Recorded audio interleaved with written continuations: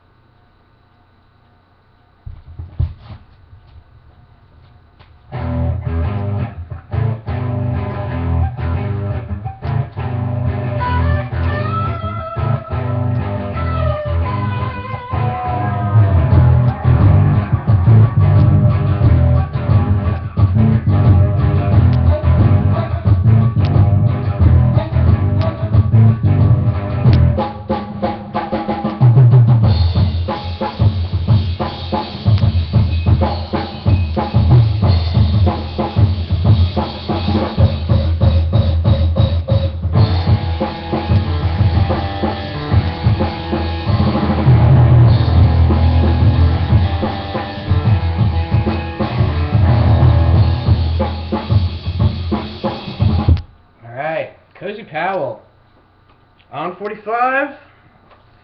To the best of my knowledge, non-album tracks. Drummer for at various times Black Sabbath, Deep Purple, Jeff Beck Group. Yeah, who else? Who the hell else knows? Y'all gonna come with me for this next one? I own this 45. Fuck all if I know where it is.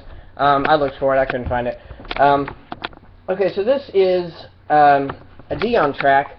This is the B-side to the Abraham Martin and John single, and I'd had this single for a long time, and I heard an interview with Peter Buck, I think, who was with REM, and, you know, he's a huge record collector, I mean huge into the record collecting life, and he was talking about this 45, and he said that he owns it, and whenever he comes across another copy of it, he buys it. You know, just whenever he'll buy it, and he'll give it away, because this B-side to Abraham Martin and John is not on an album. It's not, and it's amazing. It's a great track. So I'm going to play this for you. I wish I had the 45 to show you. I'll find out.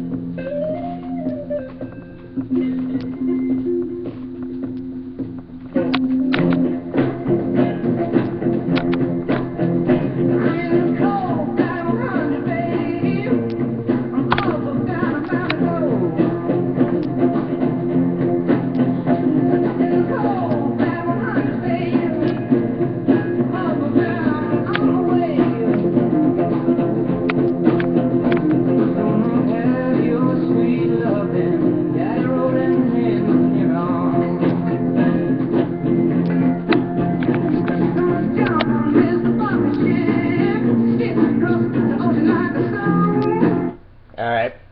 I'm sorry I don't have the 45. I mean, it's better through the big speakers, but I had to include it because it's just such a great track, and it's another example of, you know, the sort of thing you're just, you know, you're not going to have if you don't have the 45. Alright, let's get Simon and Garfunkel all the way in the frame. There we go. Alright, so next one is Rolling Stone Sex Drive 45. This is the 1991 release.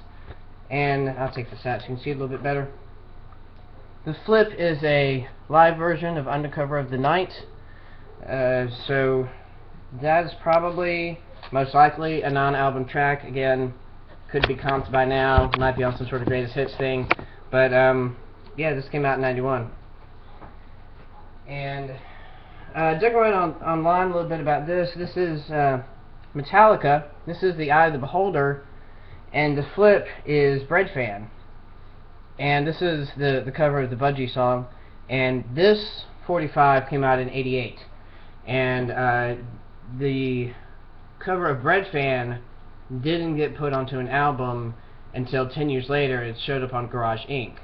But, you know, if you didn't have the 45, you had to wait 10 years to hear this song, and you had to wait for the record company to decide to get around to releasing it. But if you had the 45, man, you didn't have to wait. You had it the whole time.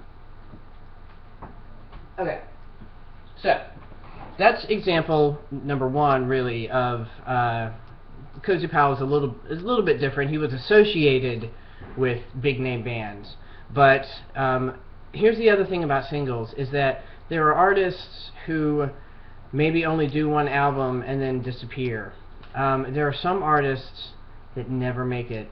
They just never make it to an album. It was really common to, you know, bring an artist into the studio and try them out on a couple of 45s, and then if the 45s tanked, that was it. That was the end of their career. That was the end of their chance. And things happen to artists all the time. Record companies fold. Promotion sucks. The material sucks. Who knows what happens? But what is saved on these 45s is treasure, just like a non-album track that wasn't the hit for an artist that even got lucky enough to make an entire album. So this stack in my hand is some other stuff that I want to show, a couple things I'm going to play.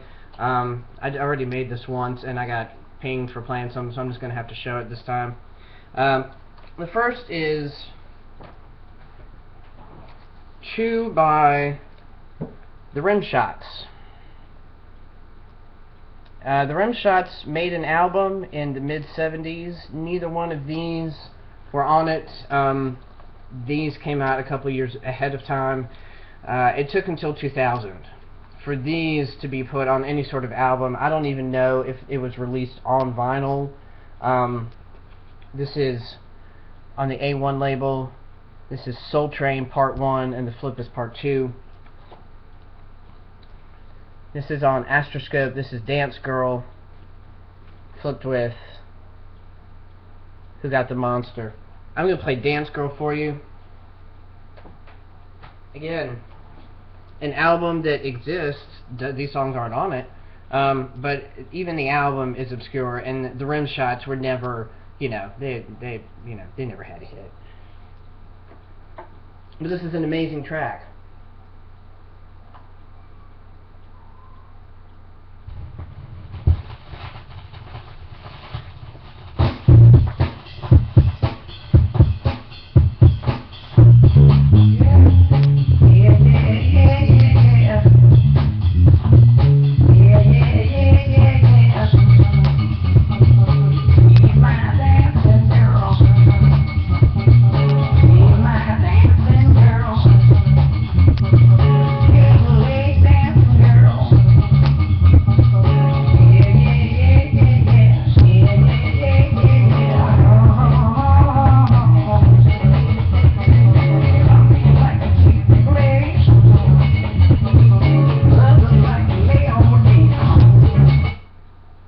That's the Rimshots, man. Great funky track there.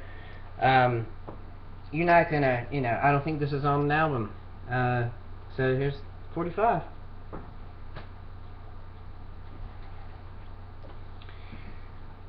The Wave Riders on tenor. Now these guys, they didn't make an album. They didn't make an album. As best as I can tell online, this is the only thing they did. This is it on vinyl. From what I see, it's been comped on a garage comp. But the original, I mean, this is all there is. There is no album for these guys. But this is a monster garage hit. Both sides, not hit, you know, great track. We're gonna play Ain't It a Shame.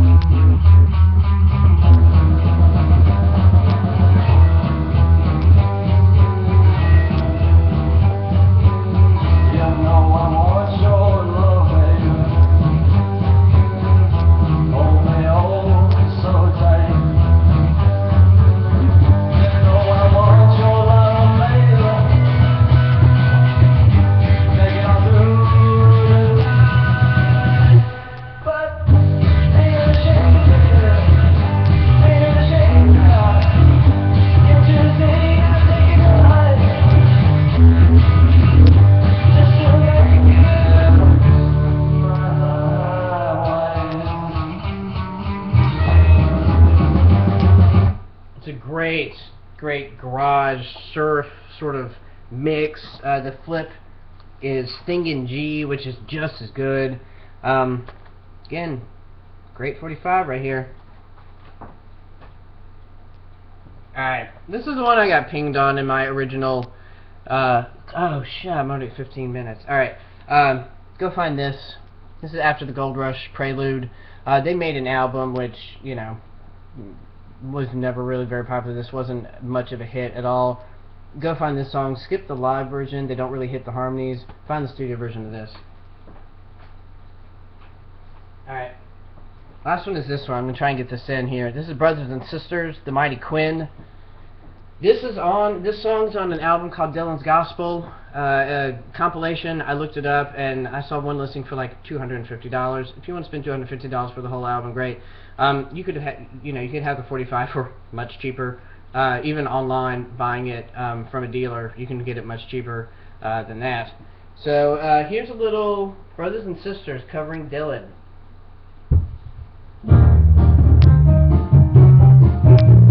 It's hard not to turn this up and blast you out, but oh man.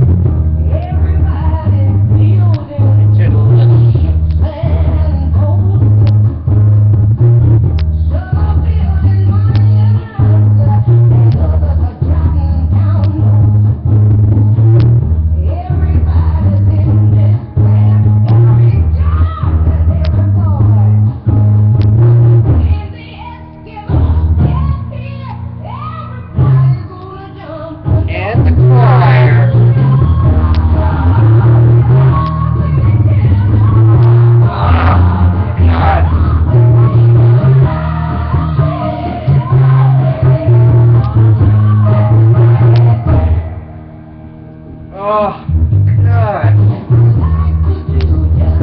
Oh, the song.